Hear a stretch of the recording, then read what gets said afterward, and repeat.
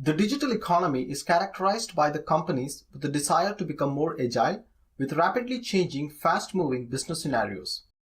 This need for speed has revolutionized application and software delivery, where DevOps and continuous delivery have become core competencies. Welcome to my course on continuous delivery with Visual Studio Team Services. My name is Prajesh Pratap.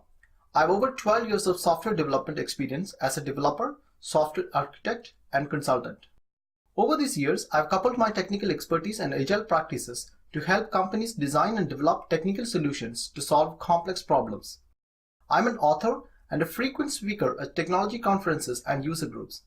I'm a regular blogger and constantly tweets about all things agile. You can follow my blogs at www.blogsprajesh.blogspot.com or at my LinkedIn page. We'll start off this course by focusing on what continuous delivery means, what it doesn't mean, and most importantly, what value this brings to us. With that background, we'll start with introducing Visual Studio Team Services and the integrated toolset of Visual Studio Team Services ALM. We'll see how to take an application written in ASP.NET Core from development to a Kubernetes cluster on production. We'll walk through version control, building artifacts, unit testing, and deployment, demonstrating common practices and the Visual Studio tools along with the way. We'll start the course with a quick introduction to continuous delivery and all the practices involved in getting an application released out to production. We'll have a look at the different elements of Visual Studio Team Services and how they function, and how using these connected tools you can move your organization to a fully fledged continuous delivery implementation. We'll learn how to set up ASP.NET Core development environment for Docker so that you can get ahead with developing applications with ASP.NET Core and Docker. Version control is at the very heart of team software development. Putting your changes into revision control gives you full traceability of all changes done to your application over time, allows you to roll back undesired changes, and enables parallel development using branches. We'll have a look into version control concepts and different types of version control supported by Visual Studio Team Services. Delivering quick and frequent releases for a large, complex system with multiple components becomes cumbersome and time-consuming if done manually. That's why many teams opt for build and deployment automation to ensure faster releases and reduce manual intervention.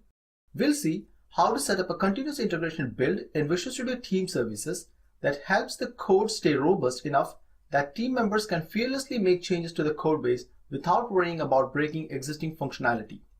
The key to building software quality is making sure that we can get faster feedback on the impact of changes. And continuous delivery, the goal is to run many different types of tests, both manual and automated, continually throughout the delivery process. We'll see how to integrate continuous testing into our pipeline to find problems as soon as possible and make the lead time from check-in to release as short as possible.